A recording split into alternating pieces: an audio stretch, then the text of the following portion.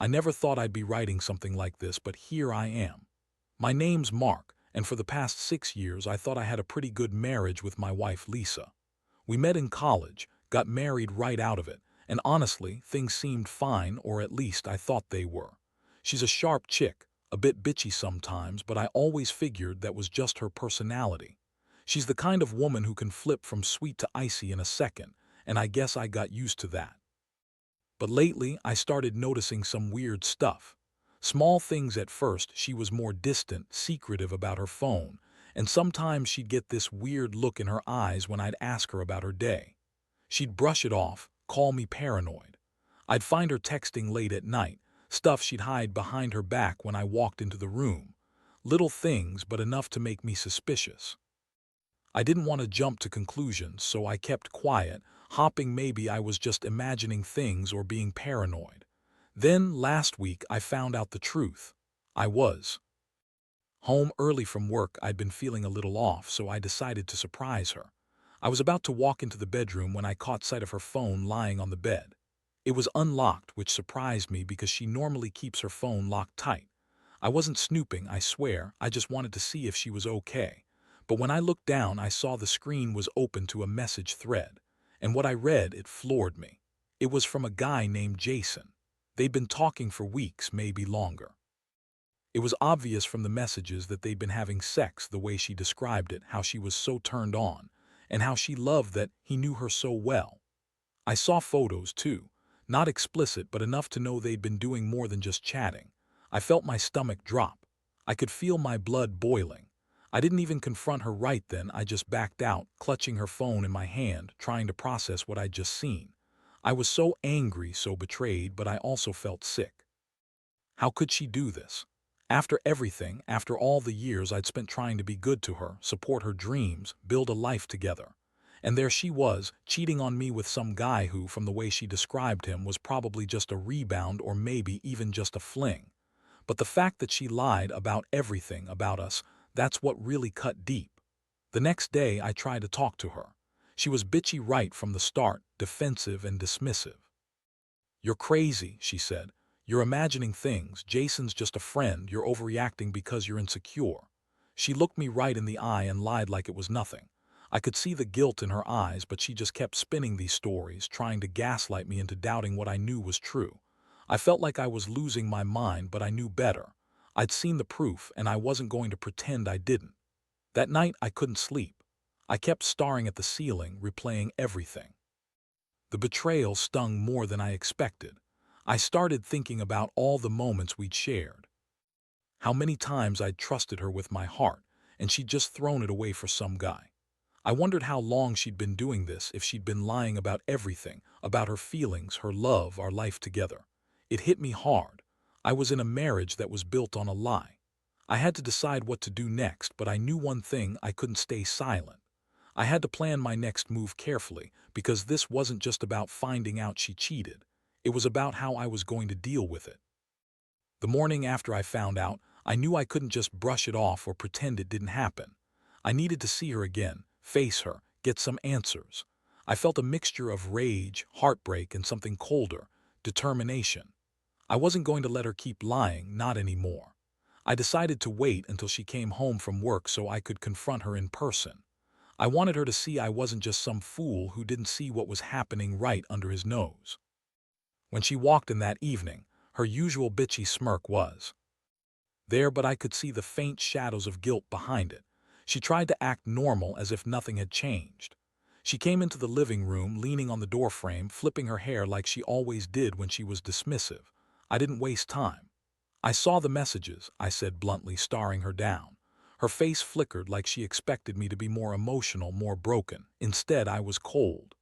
"You've been lying to me, Lisa, about everything, about Jason, about how long you've been cheating. Don't bother denying it. I saw the pictures, I read your stupid messages. You think you're so smart hiding behind your lies, but I know what you're doing." She rolled her eyes, scoffing. "Oh, please, you're just overreacting. It's not what you think. Jason's just a friend. We're not even having sex, I swear. You're paranoid, always accusing me of stuff I didn't do." Her voice was high-pitched, defensive. She looked at me with that familiar bitchy sneer, trying to dismiss what I'd uncovered. But I wasn't buying it anymore. Really? A friend you're not even having sex with? That's a load of crap. You're lying to. My face like usual, and I know about the sex, Lisa. I know you've been with him. I saw the messages. I saw the pictures. Do you think I'm stupid? My voice cracked, but I kept going. How long has this been going on? Did you just decide one day to screw around behind my back, or was it something you planned for a while? She looked furious now, her eyes narrowing as she crossed her arms. You don't know what you're talking about. You're just jealous because I don't feel like doing your stupid brain experiments anymore. You think you're so special with your stupid cognitive mapping and neural enhancements, but I don't care. I wanted someone who actually knew how to give me what I want: sex, affection, real excitement. Not whatever bullshit you're doing with your stupid gadgets. That hit me like a punch. I had no idea she'd be so flippant about it all, like the betrayal was just a minor inconvenience for her. I'd thought she was angry or upset, maybe even guilty. But she just sat there, throwing it in my face like I was the one who screwed up. Her words cut deep. I kept thinking, how could she be so callous? How could she just lie and cheat and then make me feel like I was the one in the wrong? I felt a hot flash of rage. I stepped closer, voice low but firm. You're a bitch, Lisa. I trusted you. I loved you. I built my whole life around you. And this is how you repay me. With some guy, you're disgusting. I don't even know who you are anymore. She scoffed again, standing up and walking past me. Whatever, Mark, you're just overreacting. This isn't a big deal. You're making it into something it's not. I don't need this drama. Her tone was dismissive, harsh. She turned away and headed to the bedroom, leaving me standing there, fists clenched, feeling like I'd been punched in the gut. That was the moment I decided I needed to do something. Not just to protect myself emotionally, but to make her realize she couldn't just lie and cheat without consequences. I knew I had to come up with a plan, something cold, calculated. I couldn't trust her anymore, not after that. She'd lied, betrayed me, and now I was left with this gnawing sense of loss and anger. I didn't want to be the guy who got played like a fool. I needed to turn this around. I had to find a way to make her regret it, to teach her a lesson she wouldn't forget. The wheels in my mind started turning, and I knew I couldn't just walk away. I had to fight back. Over the next few days, I couldn't sleep. I kept replaying everything in my head: her sneering face, the lies she spewed, the betrayal I'd uncovered. It was like a virus infecting my thoughts, making it impossible to focus. I knew I couldn't just leave things the way they were. I had to do something different. I needed to hit her where it hurt, but smartly, carefully. I didn't want to come across as just some scorned husband exploding in anger. I wanted control, revenge, and above all, clarity. I started gathering evidence. I knew her phone was a goldmine, so I installed a discreet app. I didn't want to be sneaky just to satisfy some petty revenge, but I needed to know how deep this went. I started monitoring her messages, her calls, even her location data. It was eye-opening. She was meeting Jason regularly, sometimes late at night, always with some excuse about work or friends. She'd lie about where she was, who she was with, classic manipulation.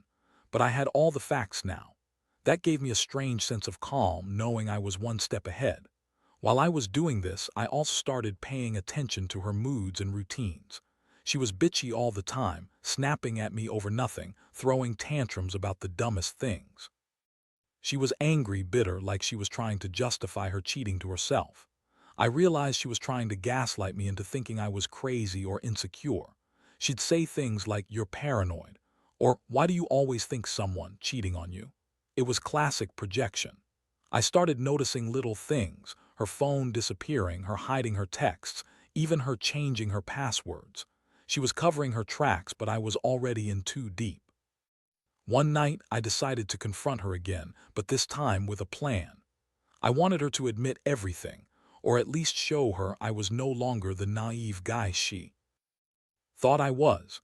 I waited until she was in the bathroom, then I slipped into our bedroom and searched her purse. I found a second phone hidden in her makeup bag. No wonder she kept acting secretive. I turned it on, and what I saw made my blood run cold. There were more messages, photos, and explicit talks, more proof she'd been lying to me. She'd been sleeping with Jason, and all the while she'd convinced herself I was too stupid to figure it out. I had enough. I waited until she came out of the bathroom, feeling a mixture of rage and cold resolve. I sat her down on the bed, showing her the evidence on the second phone. Her face went pale, then red, then she finally broke. She started crying, but not the remorseful kind, more like she was trying to manipulate me into feeling sorry for her. "You don't understand, Mark. Jason makes me feel alive. You're so boring and obsessed with your stupid brain stuff. I needed excitement, sex. Someone who actually cares about me." She looked at me like I was just some obstacle standing in her way. That was the moment I realized her lies had no end. She was a bitch, selfish, manipulative, and entirely incapable of taking responsibility. I felt my fists clench, my mind racing with plans. I knew I couldn't just kick her out or have a shouting match. No, I had to be smarter. I needed to make her regret everything, to show her she'd lost her only shot at something real. So I did something I hadn't planned at first. I feigned calm, pretending to be heartbroken and betrayed. I told her I was going to leave, but not just yet. I wanted her to believe I was going to walk away, disappear for a while, make her think she'd won. She gloated, thinking she'd broken me completely. That's when I knew her arrogance would be her downfall, because I don't give up that easily. I had a plan, one that I was going to execute very carefully. She thought she was smarter than me, but she didn't see what was coming. And honestly, I felt a strange sense of relief. This wasn't just about revenge anymore, it was about finally taking control. About showing her that betrayal has consequences. The days that followed were a strange mix of calm and chaos. I kept pretending I was just going to leave, acting like I was giving her space, but inside I was plotting my move. I had already gathered enough evidence, screenshots, voice recordings, even a few audio snippets of her talking with Jason. I wanted her to see I was serious. I wasn't going to be a pushover anymore, not after all the lies she told. My plan was simple but effective: make her realize she had lost control and that her betrayal had consequences. One thing I knew for certain was that I couldn't trust her anymore. I also couldn't just confront her again and hope she'd crack. No, I had to make her believe I was done, completely done, so she'd slip up.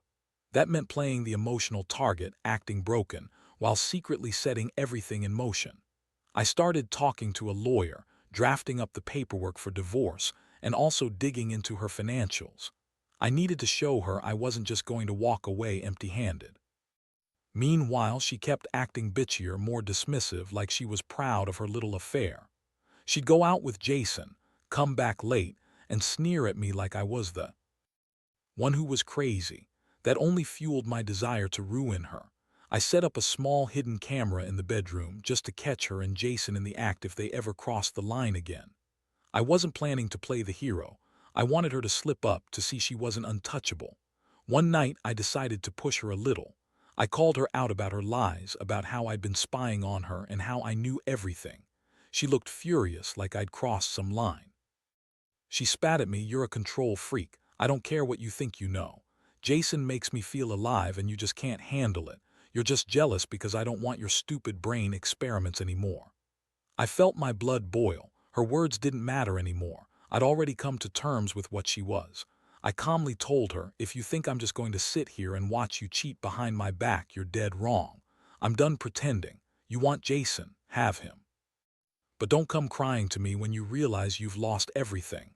That night, she stormed out, probably to see Jason.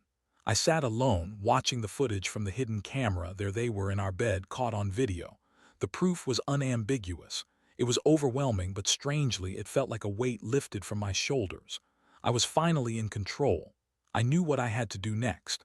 I reached out to a lawyer again, told her I was filing for divorce and custody.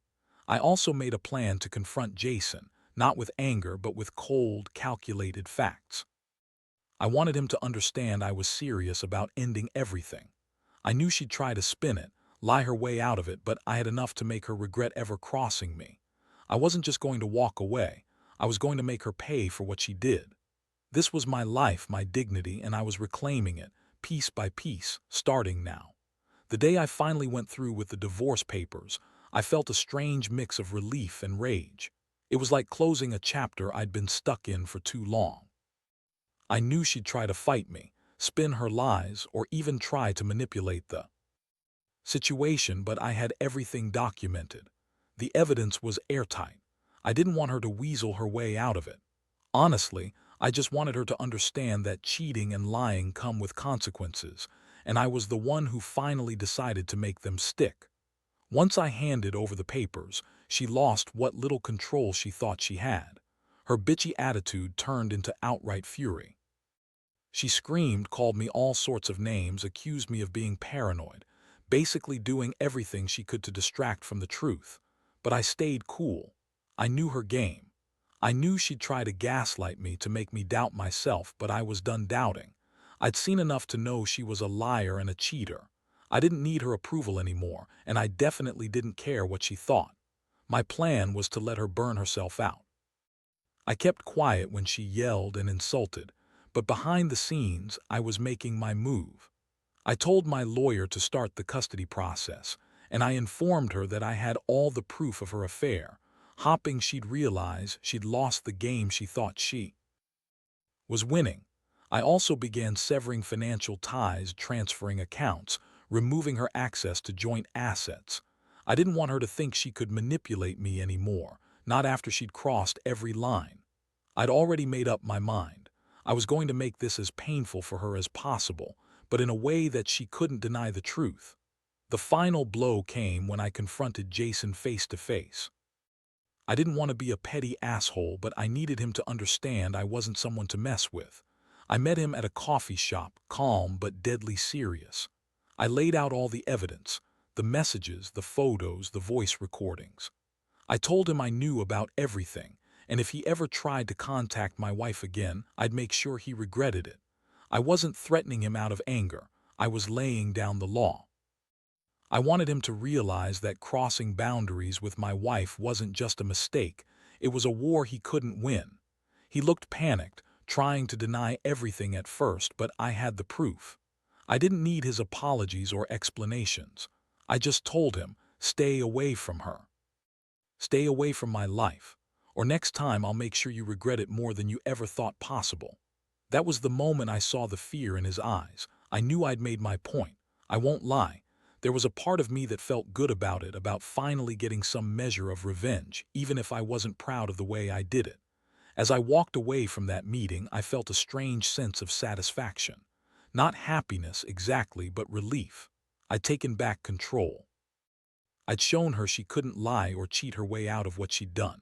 My marriage was over, but I knew I had set things right in my mind. The betrayal hurt like hell, but I was ready to move on. For the first time in a long while, I felt like I was finally in charge of my own life again. And honestly, I was already thinking about what came next. I learned some harsh lessons, but I knew I'd come out stronger on the other side. In the weeks that followed, everything changed. The house felt emptier, colder somehow, but I was finally free from her constant bitching, her lies, her manipulations. The divorce went through smoothly, and I managed to get full custody of the kids. She tried to make a scene at the end, screaming and throwing fits, but I'd already prepared myself for that. I kept calm, showed her the evidence once again, and let her see that I wasn't going to be pushed around anymore. Seeing her so furious, so desperate to hold onto her lies, made me realize one thing. I had been blind for too long. I'd loved her once, but she was no longer the woman I thought I knew. She was selfish, dishonest, and willing to throw everything away just for some fleeting thrill with Jason. Her excuses about needing excitement, about being bored, about me being too obsessed with my brain stuff, all that was just her trying to justify her betrayal. But I knew better now. I've learned that trust, once broken, doesn't just snap back.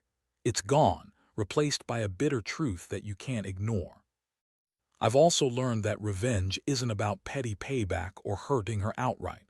It's about reclaiming your dignity and making her see she can't manipulate others without consequences. I don't regret what I did, because I did it to protect myself, to stop being a victim of her lies. Now I focus on rebuilding. I've started therapy, working through the anger and pain, and I'm trying to rediscover who I am outside of that toxic marriage. The scars will stay, but they serve as a reminder. Never again will I let someone lie and cheat without consequences. I've also come to accept that some things are better left behind. She's gone, and honestly, I feel lighter for it. Looking back, I wish I'd seen the signs sooner, but I also realize some betrayals only come to light when you're ready to face them. I hope anyone reading this who's in a similar situation learns that you're not weak for feeling hurt or betrayed, but you are strong enough to take control, to act, and to protect what's yours. Trust is fragile, and when it's broken, it's up to you to decide whether to mend it or to walk away and rebuild from scratch.